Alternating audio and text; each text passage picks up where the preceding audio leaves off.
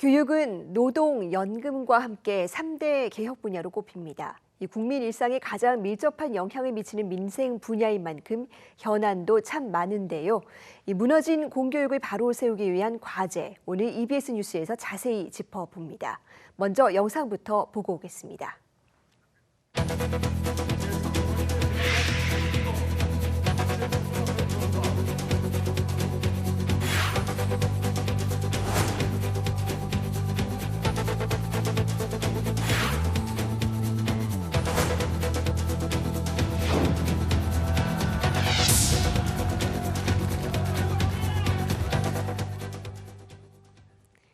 네, 공교육 정상화부터 교권 문제까지 교사 출신의 국회의원 당선인과 이야기 나눠보겠습니다. 국민의힘 정성국 당선인 자리했습니다. 어서 오세요. 예, 안녕하십니까.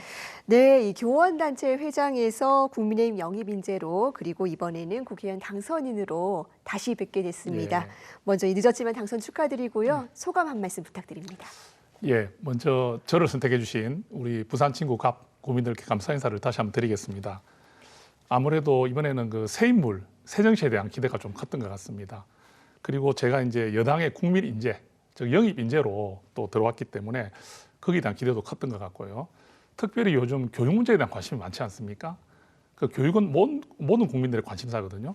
그래서 교육 문제를 해결해 줄 수 있는 교육 전문가, 특히 초등학교 현장에서 학생들을 직접 가르쳤던 경험, 그다음에 대한민국 최대 교원단체 장을 역임했던 리더십, 그리고 국가교육위원회 위원으로서의 전문성, 이런 것들을 보면서 이번에 국회의원으로 당선되면 대한민국의 어려운 교육 문제들을 잘 풀어줄 것이다 하는 기대감으로 저를 뽑아주신 것 같습니다.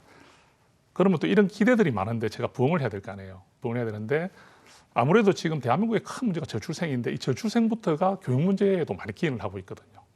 그래서 저는 교육 문제를 하나 살펴보면서 국민들께 희망을 드리고 또 책임지는 정치, 이런 정치로 보답하고 싶습니다. 예, 그렇게 말씀을 좀 드리겠습니다.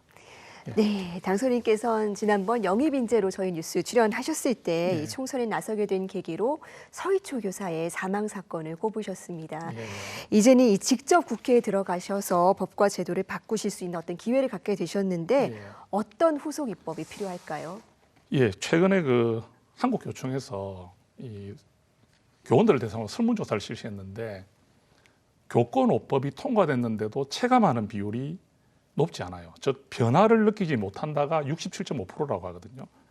결국 뭐냐면은 교권오법이 지난해 통과됐지만 학교 현장은 아직까지도 그 실효성을 많이 못 느끼고 있다는 아쉬움이 있습니다. 왜 그러냐면요. 결국은 이 아동복지법이 아직 해결이 되지 않았습니다. 아동복지법이 모법이라 볼 수 있는데 이 아동복지법 상에 있는 정서적 학대 행위에 대한 기준이 구체화되지 못했어요. 그렇기 때문에 이 아동복지법을 바로 이렇게 우리가 세우지 않으면 이 교권오법이 실효성을 갖지 못한다. 좀 구체적으로 말씀드리면 교원의 정당한 교육활동과 학생생활지도는 아동학대로 보지 않는다. 이게 아동복지법에도 명시가 되어줘야 된다는 뜻입니다. 예, 그래서 이 부분이 지금 안 돼 있기 때문에 학교 현장은 여전히 무분별한 아동학대 신고가 이루어지고 있고 네. 그 아동학대 신고가 선생님들을 위축시키고 또 그런 신고를 당한 선생님들은 교육력을 제대로 발휘할 수가 없지 않습니까? 네. 그러면 그 많은 학생들이 선생님의 위축된 교육 활동을 고스란히 그대로 감당할 수밖에 없거든요. 즉 학습권이 침해되는 것입니다. 타 학생들의. 그래서 이제는 이런 아동학대 관련 아동복지법에 대한 부분들이 잘 정리가 되는 것들이 제 역할이라고 생각을 하고요. 또 최근에 좀 관심을 갖고 있는 부분이 이제 체험학습 관련이거든요. 네. 체험학습에서 일어난 사고들이 좀 있습니다. 우리 앵커님 그 예전에 어릴 적에도 소풍 가고 하셨지 않습니까? 그랬죠. 얼마나 즐겁습니까? 예. 그 소풍 가기 전날에 비 오지 말라고 막 우리 기도하던 생각들 나거든요. 이런 좋은 체험학습도 이제 사고가 발생하거나 안전 문제가 발생하면 오롯이 선생님들의 몫으로 이제 또 돌아오고 있는 거예요.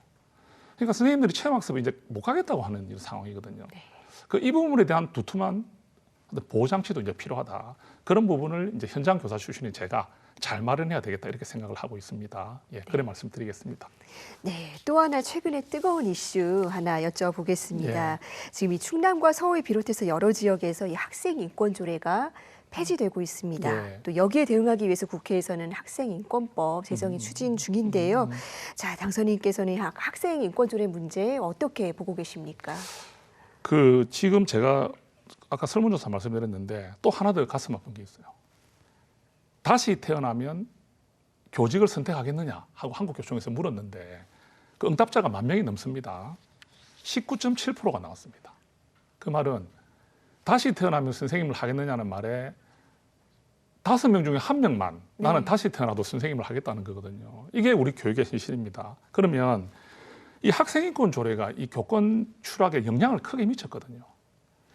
그 저희가 작년에 서희초 사건 났을 때도 교총에서 설문조사를 했을 때 3만 명이 넘는 분이 응답을 했는데 그 당시 때 84%가 학생인권 조례가 우리 교권 추락의 원인이었다고 말하고 있습니다. 그리고 어떤 분들은 학생인권 조례가 시행되는 시도하고 시행되지 않는 시도하고 뭐 이런 통계 수치를 보면 큰 차이가 없다고 하는 분들이 계세요. 근데 우리가 통계 수치에 잡히는 것은 빙산의 일각입니다. 사실상 현장에 느끼고 있는 것이 훨씬 중요하거든요. 그래서 이 학생인권 조례가 지금 폐지되는 움직임이 있는데 최근에 이제 어떤 국회의원들이 오히려 학생인권법을 만들겠다 하고 있습니다. 학생인권법을 만든다는 이유는 이제 학생인권 조례가 폐지되는 데 대한 어떤 반발의 개념이라고 봐야 되거든요. 오히려 학생인권법을 만들어 가지고 그렇게 하겠다고 하니까 그러면 학생인권법도 지금 우리 그 이번에 설문조사 결과 나오면 거의 79%가 반대하고 있습니다. 선생님들 왜 반대할까요? 학생인권 조례로 인해서도 교권 추락의 원인이 크다고 보고 있는데 학생인권법이 만들어져 버리면 이제는 교권오법마저도 무력화될 수가 있습니다. 그럼 이런 일이 벌어지면 학교 현장은 어떻게 되겠습니까? 우리가 아무리 좋은 교육 방법을 채택하고 AI 교육을 실시하고 어떻게 하는 한이 있더라도 선생님이 학생을 소신 있게 가르칠 수 있는 교실 분위기가 안 되면 그거는 안 되는 거거든요. 그래서 저는 이 학생인권조례가 개선이 돼야 되고요. 특히 여기 보면 독소조항들이 있어요. 독소조항. 네. 하나만 예를 들면 휴식권. 그 우리 앵커님 예전에 학생들 수업 시간에 자고 있으면 선생님들이 어떻게 했습니까? 깨웠죠. 왜 깨웠습니까? 공부해야 되니까. 예. 근데 이 자고 있는 학생을 깨울 수 없는 이유가 왜 깨울 수 없냐면 학생인권 조례 휴식권이 있기 때문에 휴식권. 선생님 그럼 한 명이 자면 어떻게 됩니까? 한 명이 자면 옆에 아이들이 영향을 받잖아요. 그럼 교실 분위기가 어떻게 되겠습니까? 그러니까 이런 독소 조항들이 제거돼야 된다는 뜻입니다. 그러니까 제거되고 권리와 의무, 학생의 권리와 학생의 의무가 균형 잡힌 그런 식으로 가야 되지 않겠습니까? 그래서 그런 쪽으로 저는 개선이 돼야 된다고 생각을 하고 있습니다. 예, 그렇게 말씀을 좀 드리겠습니다. 예. 네, 이 당선인께서는 지금 이 부산에 있는 지역구 기반으로 한 또 지역구 의원이십니다. 예. 이 교육 중에서도 특히 이 비수도권 지역의 교육 문제에 대해서도 생각하시는 지점이 있을 것 같은데 어떻습니까? 예, 그 우리 총선 기간에 국민의힘에서는 격차해소 특별위원회를 그때 만들었었고요. 제가 그 당시 때 교육 분야에서 부위원장을 맡았었습니다. 그렇게 되고 나서 좀 연구를 많이 했었어요. 결국은 이제 격차해소니까 교육 격차해소도 해당되지 않습니까?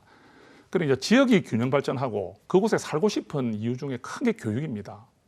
우리가 학교, 좋은 학교, 또 어떻게 또 좀 표현하면 학원 좋은 곳까지 찾아가잖아요. 그 정도로 교육에 대한 열망은 대단하거든요. 그런데 부산도 보면은 이 원도심하고 신도시 간의 교육 격차가 큽니다. 이것은 전국적인 공통 현상입니다. 그래서 이제 정부는 지금 추진하고 있는 것들이 보면 이제 교육 특구란 말씀 많이 들으셨잖아요. 네. 교육 특구를 추진하고 있습니다. 추진하고 있는데 결국은 이 취지가 뭐냐면은 그 원도심에도 명문 중고등학교를 육성해야 되고요. 그다음에 좀 살펴보면 과감한 교육 바우처를 제공하고 또 질높고 행복한 늘본 프로그램, 그래서 책임 교육이죠. 그리고 기초자치단체하고 또 연계를 잘하는 그런 원어민 농격 회화 제공이라든지 AI 에듀케이터 같은 이런 내용들, 이런 다양한 교육 프로그램들이 제공이 돼야 됩니다. 제공에 대한 실질적인 교육 특구가 이루어져야 된다. 그러면 제도상으로는 교육 특구를 많이 한다고 하고 또 지금 발표를 하고 있지만 사실 현장에 적용되는 것들은 또 다른 문제 아닙니까? 네. 그런 부분을 제가 이제 국회에서 역할을 많이 할 수 있을 것 같습니다. 또 조금 더 나아가면요, 이 기초자치단체 간에도 교육의 균형이 이루어져야 되기 때문에 교육균형 발전지원 특별법이 돼가지고 이것도 제가 한번 제정하는 부분을 고민해 보고 싶거든요. 다시 한번 표현해 보겠습니다. 교육균형 발전 지원 특별법에 네. 어떤 제정도 한 필요하지 않느냐. 이 부분도 우리 국회 교육위원회에 오시는 의원님들하고 한번 의논을 해서 지역 격차를 해소하는 데 도움이 되는 법을 한번 만들어 보도록 그렇게 검토하도록 노력을 해보겠습니다. 네, 예. 중요한 역할 해주시기 예. 바랍니다. 저희가 이제 시간 관계상 마지막 질문 드려봐야 될 것 같은데요. 정말 이 어려운 시기에 이 22대 국회에 입성하시는 포부와 꼭 추진하고 싶으신 과제가 있다면 한 말씀 부탁드립니다. 예, 그 이제 국회에 입성하는 이 마음이 사실은 이제 제가 교육자지 않습니까? 교육자니까 뭔가 좀 달라야 되지 않겠습니까? 또 또 영입 인재이기 때문에 제가 원래 정치를 하는 사람이 아니거든요. 국민의힘에서 인재로 영입한 사람이기 때문에 그래서 저는 이 정쟁보다는 이 실사구시, 즉 민생 중심의 생활 정치를 한번 하고 싶습니다. 그러니까 특히 교육은 그렇잖아요. 이념이나 이런 논쟁보다 앞서야 되는 게 뭐겠습니까? 학생과 학부모가 교원이 교육의 삼주체로서 그 교육이 제대로 갈 수 있도록 하는 그 역할이 중요하지. 여기에 이념과 그게 뭐가 중요하겠습니까? 그래서 저는 그 말씀을 드리고요. 또 가장 좀 하고 싶은 부분 중에 하나가 학교가 본 기능, 즉 학교에서 길러주는 우리는 인성, 사람됨, 더불어 사는 사회에서의 어떤 적응 네. 또는 민주적 시민의 이런 부분들에 대한 교육들이 많이 약화되어 있습니다. 네. 왜 그렇겠습니까? 입시라든지 네. 또는 우리 사교육이라든지 이런 부분들로 인해서 우리 서열화도 좀 많이 되고 이러다 보니까 이런 부분들이 많이 약화됐거든요. 네. 예, 그래서 저도 이 부분에서 새롭게 좀 설계해야 될 것 같고요. 즉 유초 중고 교육이 좀 새롭게 설계되는 장기적 플랜도 네. 저의 역할이 아니겠는가 이렇게 생각을 해봅니다. 예, 그렇게 좀 말씀을 드리고 싶습니다. 네, 아이들이 정말 행복하게 자랄 수 있는 사회가 되도록 법과 제도를 개선하는 데 큰 역할 해주시길 바랍니다. 오늘 말씀 잘 들었습니다. 예, 감사합니다.